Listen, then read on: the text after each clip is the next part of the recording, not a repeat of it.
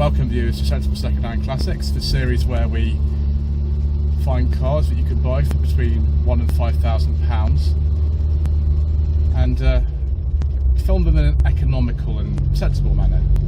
This is a 1983 Austin Mini Metro 1.3 Vanden Plas that's been very kindly lent to a channel by Steve. We're currently driving out of the 2021 British Motor Show. You've probably seen that already on the channel, and I'm actually having an awful lot of fun. This is absolutely fantastic.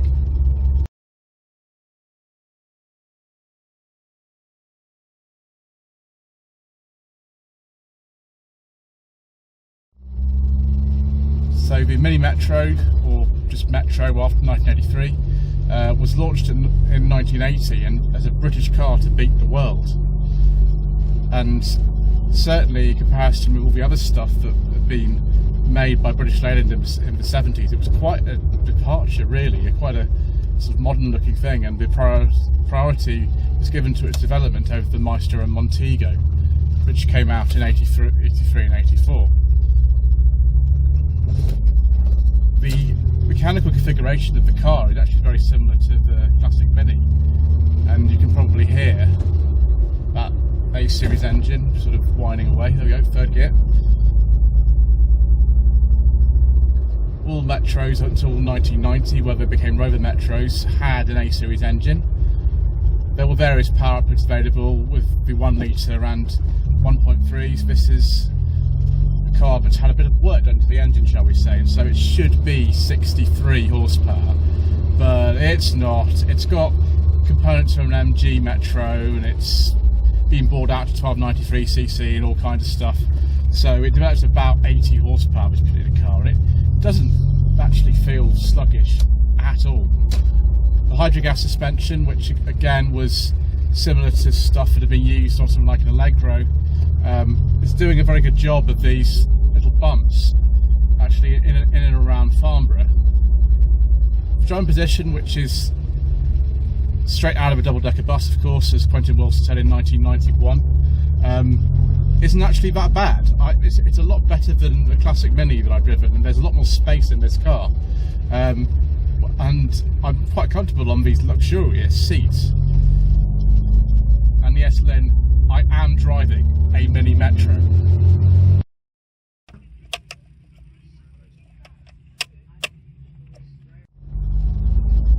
Certainly with this Vanden Plas model, and I'm going to say Vanden Plas because that's what a lot of Austin Rover publicity material actually said at the time. There are other ways of saying it which are equally valid, but that's what I'm going to use. It just feels really nice. I've got all these things like wood cappings, and I've got this luxurious velour interior. Leather was only available on these Mark 1 Metro Vanden Plas with the LE, and it's just a 500 edition actually. It was black with a beige leather interior, which I do like, a nice beige leather interior. Certainly with this rev counter, these little spindly stalks on this Mark 1, the Mark 2s came out about October 84, so that was only one available with 5-door. This is a 3-door only car. It feels actually perfect for driving around the city. It's got this really kind of cheeky character. But I keep missing third gear. There it is. Don't know what it is about cars from around this era, but I'm really bad at sort of missing gears. That's entirely my fault, viewers, for being inexperienced with them. But you know, once you get over to practice, it is a bit like a mini gearbox, and it's just a lot of fun. I'm enjoying this a lot more than the Mini Mayfair that I drove on the channel last year. I mean, that was great, but for me, this is just a much more practical proposition, and of course the prices of Metros have very much gone up recently, particularly early ones like this one, but they're nothing like Mini prices, and that might be something that, you know, you take into consideration when you want to look at one of these cars.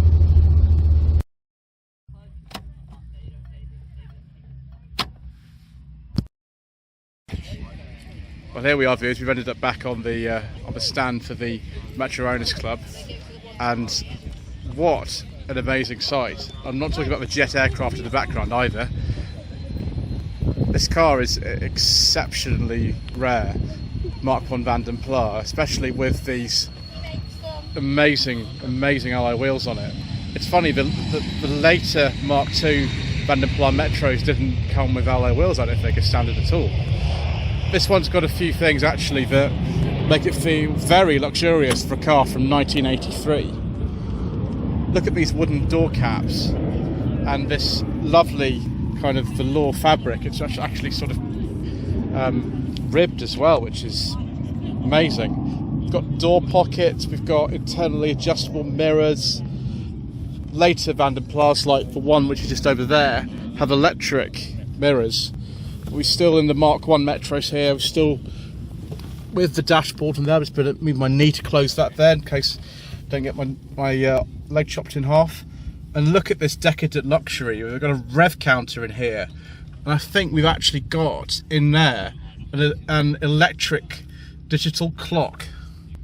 Choke lever, of course, because this is still 1983. And the classic old Metro heat and ventilation controls, which remind me of ones off of Maestro as well, which is not surprising considering they were developed about the same kind of time. In fact, these thank you, Steve, these put my other leg in, there we go. Ooh. Yeah, I remember about these cells. It's always these massive cells in a Metro. The little switch here, which is reminiscent, I'd say, off a Maestro as well, the sort of the early dashboard ones, as well as these indicator and wiper stalks. But look at that, we've got a rear wash wiper as well. Absolute decadent luxury in a Vanden Plas. Modern kind of stereo system and a little thing for plugging in the USB port. That's to make it easier to drive on long journeys. 4-speed transmission and sunk gearbox. Reheated window as well. Wow. Now that's brilliant.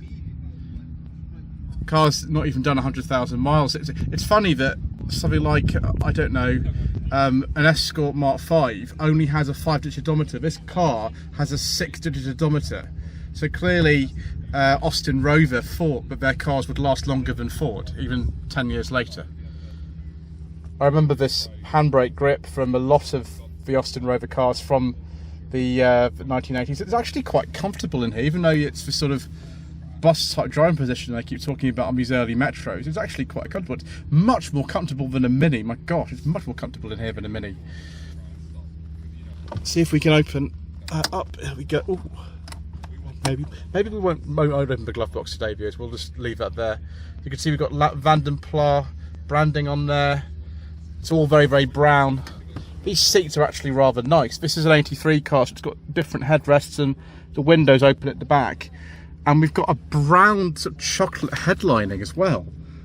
Wow. And a pop-up sunroof. It's fantastic. I think that's even, it has got a cigarette lighter as well. And we've got an ashtray. All these little luxury things. I mean, this would have been quite something amongst a small car in 1983, when, you know, we still have just about the tail end of Fiat 127 production as well. Right, I suppose I'm going to have to get in the back now, which I don't necessarily like doing it, but I will do it for you viewers because I know you enjoy it. On the way round, viewers, we'll just have a look at this pre-facelift front end.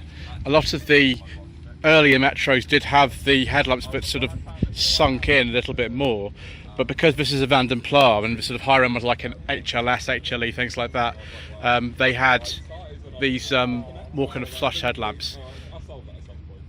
The later ones, of course, have a sort of flat nose like that, but this is before October 84, so it has the original front end. Right, let's see if we actually get into the back, viewers. That's going to be entertaining.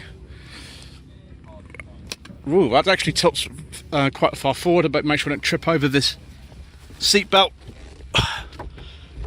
Can I actually get in here? Sort of. I mean, I'll have to adjust myself and wriggle back a bit, but kind of in.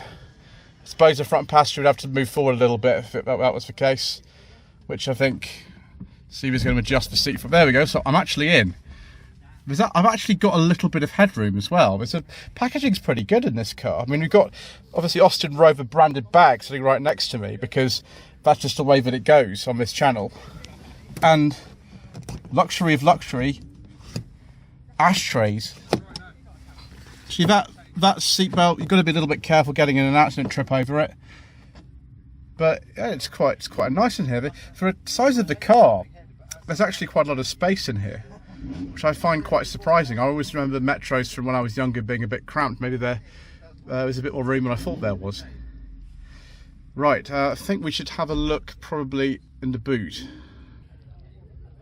Steve just pointed out to me that there's a little padded armrest there, and he's absolutely right. It's underneath the ashtray.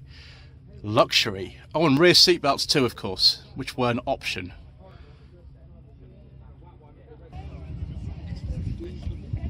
So I've got the key for the boot here. On a Mark 1 and Mark 2 Metro, the only way into the boot is with the key. There is no push button release. That came on the Rover Metros. As you can see on here as well, we've got the original dealer sticker from Patrick Motors Westover, which would have been in Dorset. Let's put that in there. Now the parcel shelf is disconnected because we can see on here that we've actually got the appearances that the car is actually made on television in 2000 and 2013. Excellent. And also there it is from Practical Classics appearance as well, and some adventures that Steve's been on. So yeah, we think because the car's actually had a modified engine fitted to it, it's got a bit more than 63 horsepower, which is what it had originally. We think it's all about 80 to 85 horsepower. For this tiny little car like this, the boot's actually quite big. I mean, I'm not going to move that stuff out of there. I mean, you can imagine views, you know, what it's actually like, and even the little bits of the parcel shelf are still in actually quite good condition. Because this is an 83 car, we've also got pop-out rear windows as well, which is a lot better when it gets a bit hot.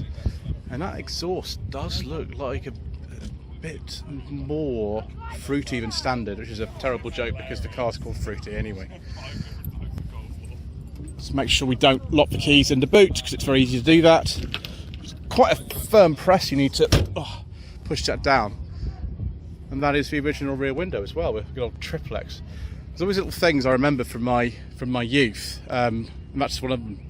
Separate fog lamps on here as well. I think one of these doesn't actually do anything on the bumper. I think it's just a reflector. They're both there. So we've got reversing lights as well. It does look rather nice. Right, let's have a look at this amazing engine. And here we are, viewers. The A Plus engine, in this case displacing 1293 cc's and developing about 80 to 85 horsepower. Standard would have been 1275, developing about 63 horsepower. In 1984, the Vanden Plas Metros actually received the 72 horsepower engine from the MG Metro 1300, but this is an 83, so it would have had about 63 horsepower. That air filter housing looks a bit non-standard. I don't actually know if they were painted red on the block there. It's actually not bad in terms of the access. Of course, transmission's in the sump, and that's why we have whiny gearbox noise. Well, it's not why, but it's just the transmissions of these just make that noise, and so do the Minis and the Allegros and the ADO 16s and all that sort of stuff. There was an automatic available as well. I think it was called the BMCAP 4-speed automatic transmission. I might be wrong about that, but it still says BL Cars here, even though by 1983 the company had changed its name to Austin Rover. I suppose officially they still were BL Cars. And interestingly, it doesn't say Austin Rover or Metro or anything on the front, it just has that badge there. Right, I think I want to go for another drive. Obviously, once we're all packed up here, I will do that.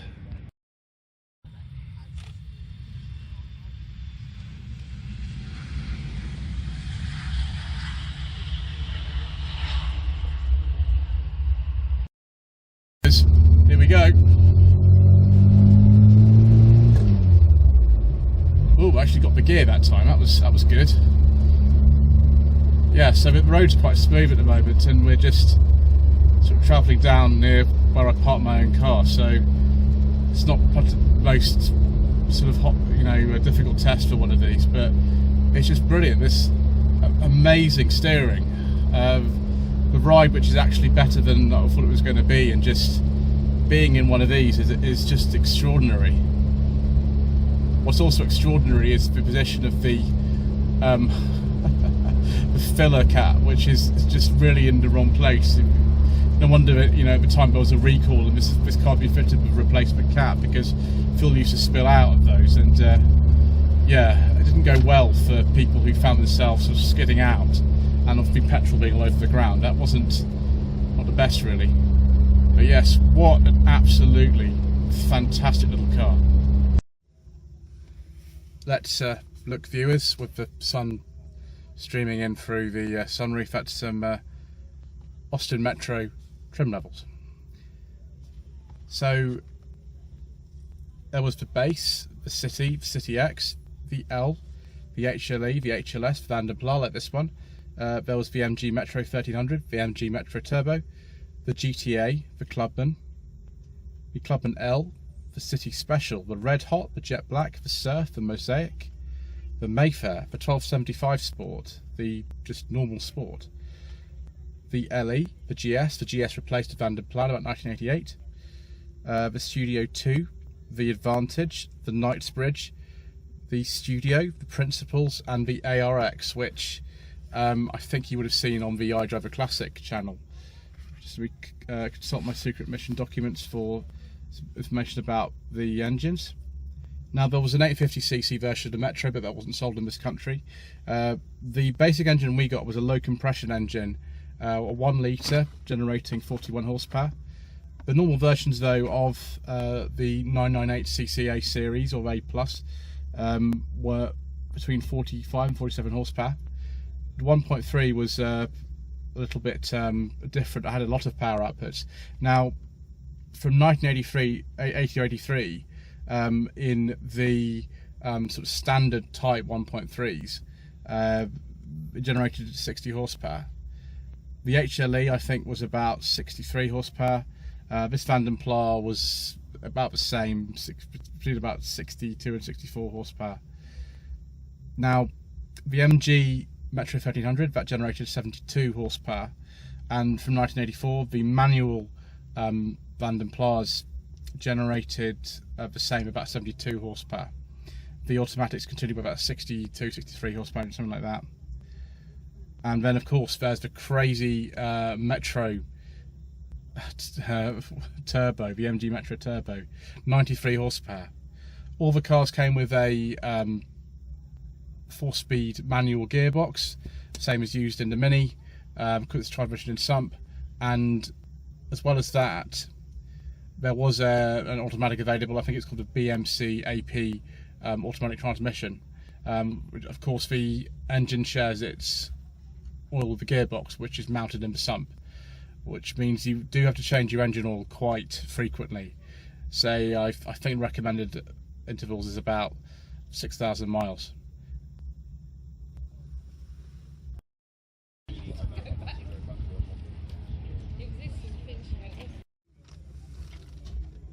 So, viewers, should you consider a lovely Metro Vanden Plas as a sensible second-hand classic for between £1,000 and £5,000? Well, I don't see why not. I mean, if you can live without things like electric windows and power steering and central locking and things like that, but you want this lovely wood interior, a car that's very much fun to drive and is simple and easy to maintain, then why not? I mean, these things do rust like everything else of the era, but they're just so utterly charming. It's surprising it's taken me so long to actually drive a Metro for myself, and I'm really glad it's been this one. I've very, very much enjoyed it. So thank you ever so much indeed for watching this episode of Sensible Secondhand Classics.